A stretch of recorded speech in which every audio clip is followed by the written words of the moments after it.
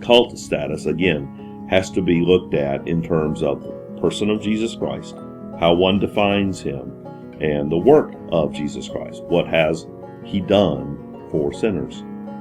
The person of Christ is an interesting question when you look at Roman Catholicism, because certainly they would affirm sort of a Nicene Creed view of who Jesus is.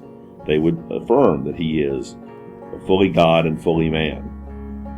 The difficulty in modern Catholicism is that they have ascribed basically the characteristics of deity to so many other entities. It's almost a diminishing by dilution of the unique character of Christ. The elevation of Mary.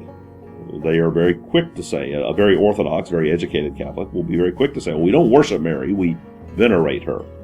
The problem is I can't put a razor between those two definitions. They're in effect synonyms. They pray to her, they adore her, they worship her. And so when you start elevating, and the other saints as well, when there are saints that you pray to for certain purposes or at certain times, suddenly it's not the character of Christ proper that's been diminished, it's the unique character of Christ that's been diminished. So that ends up being, in my view, a difficulty in terms of the unique character of Christ. So the person of Christ has been somewhat diminished by dilution in modern Catholicism. And then as for the work of Christ, the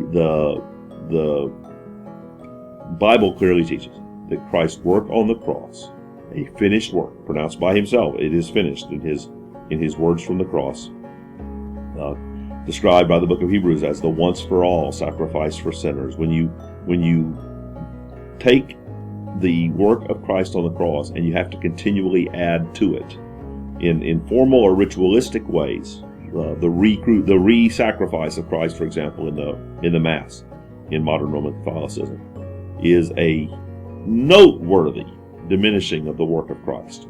When you have saving character sort of ascribed to the sacraments, that you're actually adding to and finishing out what Jesus needs to do for you in order to get you saved, it is, at the very most optimistic, it is perilously close to works salvation.